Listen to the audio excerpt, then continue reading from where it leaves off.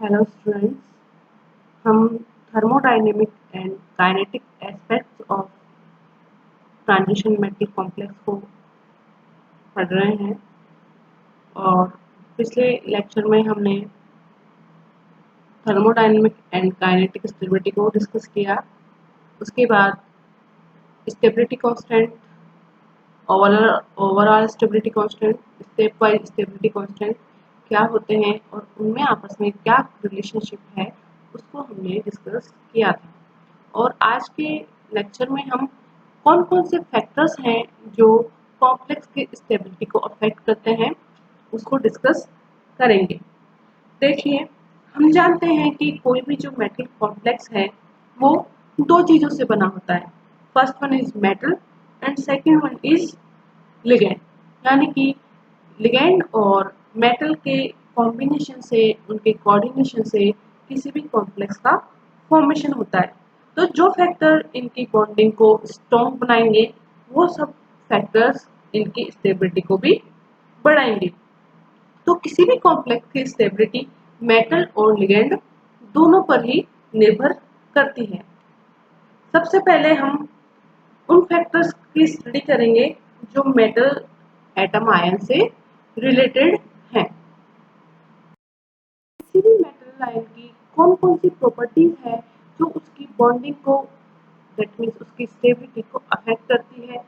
सबसे फर्स्ट है charge and size, then है CFSE crystal field splitting energy, then class and class B metals किस type की है, then electronegativity of the metal ion, उस metal ion की electronegativity कितनी है। ये सब चीजें, ये सब प्रॉपर्टीज मेटल लिगेंड बॉन्डिंग को अफेक्ट करती है, उसकी स्टेबिलिटी को अफेक्ट करती है। अब हम सबसे पहले मेटल आयन का जो चार्ज है, उसकी जो साइज है, वो किस प्रकार से बॉन्डिंग को अफेक्ट करती है वो हम एक बार डिस्कस करेंगे। In general metal ion with higher charge and small size form stable complexes, यानी कि जिस मेटल आयन पर चार्ज ज्यादा होगा और उसकी साइज जितनी स्मॉल होगी वो उतने ही स्टेबल कॉम्प्लेक्स का फॉर्मेशन करेगा। A small cation with high charge attracts the ligand more closely, leading to stable complexes. किसी भी मेटल आयन की साइज जितनी छोटी होगी और चार्ज जितना ज्यादा होगा वो लिगेंड को उतना ही ज्यादा क्लोज अपनी तरफ अट्रैक्ट करेंगे। तो क्या होगा, उससे कॉम्प्लेक्स फॉर्मेशन इजीली होगा और अट्रैक्शन की वजह से क्या होगा, जो बॉन्ड बनेगा वो स्टेबल होगा और कॉम्प्लेक्स भी क्या होगा, स्टेबल होगा। इसको हम एक टेबल के माध्यम से एक्सप्लेन करते हुए चलेंगे, जिसमें पोलराइजिंग पावर या हम कहें Z/R ratio, charge upon radius का जो रेशियो है उसको हम कॉम्प्लेक्स की स्टेबिलिटी से कंपेयर करते हुए देखते हैं। यहाँ पर आपको एक टेबल दी हुई है, उसमें जो मेटेलिक आयन है उसकी आयनिक रेडियस वेरी कर रही है और चार्ज जो है उसका कांस्टेंट है। आप देख रहे हैं यहाँ पर चार कॉम्प्लेक्स आयन है हमारे पास, बेरिलियम +2 का, मैग्नीशियम +2 का, कैल्शियम +2 का और बेरिलियम +2 का, बेरियम +2 का सॉरी। तो आप देखते हैं कि जो है यहाँ पर चार्ज कांस्टेंट है, सब पर +2 चार्ज है, लेकिन ऊपर से नीचे जाने पर आयनिक रेडियस इंक्रीज होती है। किसी भी टेबल में, किसी भी वर्ग में जब हम पीरियड में ऊपर से नीचे जाते हैं तो क्या होता है, उसकी साइज बढ़ती है, दैट मीन्स आयनिक रेडियस बढ़ती है। तो हम यहाँ पर क्या देख रहे हैं, जो स्टेबिलिटी कांस्टेंट है बीटा, ओवरऑल स्टेबिलिटी कांस्टेंट, उसकी वैल्यू घट रही है। यानी कि जो बेरिलियम आयन है उसकी आयनिक रेडियस कम है तो उसका स्टेबिलिटी कांस्टेंट आप देख रहे हो कि सबसे ज्यादा है, और जैसे जैसे हम पीरियड में नीचे जा रहे हैं तो आयनिक रेडियस बढ़ने के साथ साथ स्टेबिलिटी कांस्टेंट की वैल्यू घटती जा रही है। दैट मीन्स ऊपर से नीचे जाने पर कॉम्प्लेक्स की जो स्टेबिलिटी है वो डिक्रीज हो रही है, और जब हम नीचे से ऊपर की तरफ देखेंगे तो जितनी आयनिक रेडियस कम होगी उसकी स्टेबिलिटी उतनी ही ज्यादा होगी। ये तो बात हुई रेडियस के संदर्भ में। अब हम बात करते हैं उसके चार्ज का इफेक्ट। अब हम देखते हैं, आपको एक टेबल दी हुई है, उसमें 2 आयरन के कॉम्प्लेक्स हैं और 2 कोबाल्ट के कॉम्प्लेक्स हैं। हमें पता है दोनों सेम मेटल आयन के कॉम्प्लेक्स है, तो इनकी जो रेडियस है वो क्या है, सेम, लेकिन इनका जो चार्ज है वो क्या है, अलग अलग। आयरन पर +3 चार्ज है फर्स्ट कॉम्प्लेक्स में, और जो सेकंड कॉम्प्लेक्स है उसमें +2 चार्ज है। मतलब यहाँ पर किस में वेरिएशन आ रहा है, चार्ज में। तो अगर हम इनके स्टेबिलिटी कांस्टेंट को देखें तो जिस कॉम्प्लेक्स पर चार्ज ज्यादा है उसका स्टेबिलिटी कांस्टेंट की वैल्यू उसकी ज्यादा है। तो हम यहाँ पर देखेंगे जो आयरन +3 वाला जो कॉम्प्लेक्स है उसकी स्टेबिलिटी +2 वाले से बहुत ज्यादा है।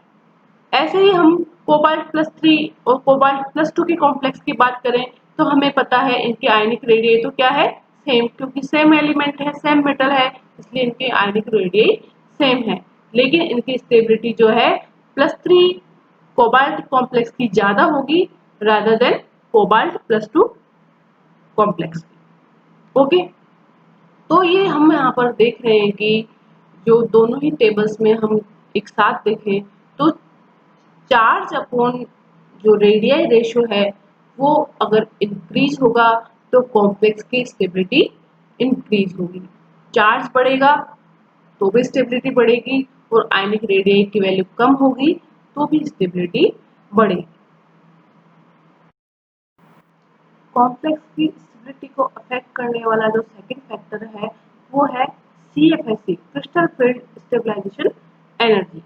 हम देखते हैं कि जो 3D मेटल के हाई स्पिन जो कॉम्प्लेक्सेस है उनकी स्टेबिलिटी अगर सेम लिगेंड हम यूज लें और उन कॉम्प्लेक्स की स्टेबिलिटी को देखें तो मैग्नीज से जिंक+2 आयन की तरफ जाने पर इंक्रीज होती है, क्योंकि इनकी जो CFSE वैल्यू है वो भी मैग्नीज से जिंक प्लस आयन की ओर जाने पर इंक्रीज होती है। दैट मीन्स इन कॉम्प्लेक्स की स्टेबिलिटी भी इंक्रीज होती है, एक्सेप्ट कॉपर+2 आयन।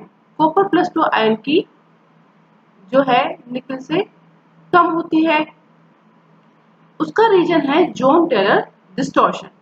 अदरवाइज जो कॉमन ट्रेंड है वो क्या है, CFSE वैल्यू इंक्रीज होने के साथ साथ कॉम्प्लेक्स की स्टेबिलिटी भी इंक्रीज होती है। इसको हम कुछ इस प्रकार से समझने की कोशिश करते हैं। हमें पता है कि जब हम किसी भी रो में जब बाएं से दाएं जाते हैं तो उनकी आयनिक जो रेडियस है मेटल आयन की वो कंटिन्यूसली डिक्रीज होती है, जिससे क्या होता है कि आयनिक रेडियस अगर डिक्रीज होगी तो उस कंपाउंड की स्टेबिलिटी उतनी ही ज्यादा हो जाती है। तो इस चीज को हम CFSE वैल्यू और डी इलेक्ट्रॉन्स की संख्या के रेफरेंस में एक बार देखने की कोशिश करते हैं। यहाँ पर एक ग्राफ दिया हुआ है जो कि नंबर ऑफ डी इलेक्ट्रॉन्स जो मेटल आयन है उनमें नंबर ऑफ डी इलेक्ट्रॉन्स और जो लॉग बीटा की वैल्यू है या CFSE की जो वैल्यू है उसके रेस्पेक्ट में दिया हुआ है। तो हम देखते हैं कि जो D1, D5 और D10 इलेक्ट्रॉनिक जो कॉन्फ़िगरेशन है जो कि respectively calcium ion, manganese ion और जिंक+2 में होता है, तो इनके लिए जो CFSE की वैल्यू है वो क्या आती है, 0। CFSE को हम ऑलरेडी पढ़ चुके हैं। CFSE क्या होती है कि जब कोई भी मेटल आयन लिगेंड के कांटेक्ट में आती है तो क्या होगा, लिगेंड के द्वारा जो एक क्रिस्टल फील्ड क्रिएट किया जाता है उससे डी ऑर्बिटल्स है उसकी स्प्लिटिंग हो जाती है, और इस स्प्लिटिंग से जो एनर्जी रिलीज होती है उसको ही हम क्या बोलते हैं, क्रिस्टल फील्ड स्टेबलाइजिंग एनर्जी। तो जो CFSE है उसकी वैल्यू D0, D5 और D10 इलेक्ट्रॉनिक कॉन्फ़िगरेशन के लिए 0 होती है। इसलिए जो ये मेटल आयन है कैल्शियम, मैग्नीज और जिंक, ये एक पैरेलल लाइन को टच कर रही है। यहाँ पर ये जो ग्राफ है उनके लिए 0 CFSE की वैल्यू होने से यहाँ पर डबल हम्प्ड कर्व हमें प्राप्त होता है, जिसे कि हम द्विकुबड़ कर्व भी कह सकते हैं। और जो वेनेडियम+2 है और निकल +2 है, इनके लिए D3 और D8 इलेक्ट्रॉनिक कॉन्फ़िगरेशन वालों के लिए CFSE की वैल्यू सबसे ज़्यादा होती है। इसलिए वैनेडियम और निकल की जो कॉम्प्लेक्स है उनकी स्टेबिलिटी भी औरों के कंपेयर में ज़्यादा होती है। ओके, तीसरी जो प्रॉपर्टीज है मेटल आयन की वो स्टेबिलिटी को अफेक्ट करती है, वो है कि वो जो मेटल है वो किस क्लास की है। ये क्लासिफिकेशन हम फर्स्ट यूनिट में ऑलरेडी पढ़ चुके हैं, जो कि हमने हार्ट्स ऑफ एसिड क्लासिफिकेशन के रूप में HSAB जो मेटल आयन है उसके रूप में हमने पढ़ा था। इसमें क्या था कि चैड और आयरलैंड ने मेटल्स को 3 कैटेगरीज में डिवाइड किया था, क्लास ए, क्लास बी और borderline metal. Okay, class a metal जो होती है वो उन लिगेंड्स के साथ स्टेबल कॉम्प्लेक्स का फॉर्मेशन करती है जो कि नाइट्रोजन, ऑक्सीजन और फ्लोरीन कंटेनिंग होते हैं।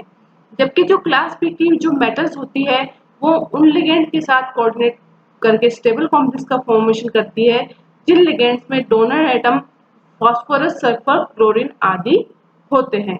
ओके, ऑलरेडी इसको जो क्लास ए, क्लास बी और बॉर्डर लाइन जो मेटल्स हैं उनको फर्स्ट यूनिट में अच्छे से डिस्कस कर चुके हैं, लेकिन एक बार ब्रीफ में देख लेते हैं कि क्लास ए में जो कौन कौन सी मेटल्स आती है, क्लास बी में कौन कौन सी मेटल्स आती है, बॉर्डर लाइन मेटल्स हम किन्हें कहते हैं। तो हाइड्रोजन, एल्कली और एल्कलाइन अर्थ मेटल्स जो होती है वो क्लास ए में आती हैं, और स्कैंडियम से क्रोमियम तक की जो मेटल है, लाइट वेट मेटल्स, वो भी इसमें आती है। और aluminium, zinc, indium, tin, lanthanide, actinides, ये सब क्या है, क्लास ए मेटल्स। वो क्लास बी मेटल्स जो है हैवी डी ब्लॉक एलिमेंट्स हैं, rhodium, palladium, silver, iridium, platinum और मरकरी, जो कि हैवी मेटल्स हैं, वो सब किस में आते हैं, क्लास बी में। और जो मेटल्स इन दोनों ही कैटेगरी में नहीं आते वो क्या कहलाते हैं, बॉर्डर लाइन मेटल्स। ओके, ये बॉर्डर लाइन एच हम इनको बोलते हैं। चौथा जो फैक्टर है मेटल का वो है उसकी इलेक्ट्रोनेगेटिविटी। हमें पता है मेटल और लिगेंड में जो बॉन्ड फॉर्मेशन होता है वो होता है डोनेशन ऑफ इलेक्ट्रॉन पेयर के द्वारा। लिगेंड मेटल को इलेक्ट्रॉन डोनेट करता है और मेटल आयन जो है उसको एक्सेप्ट करता है।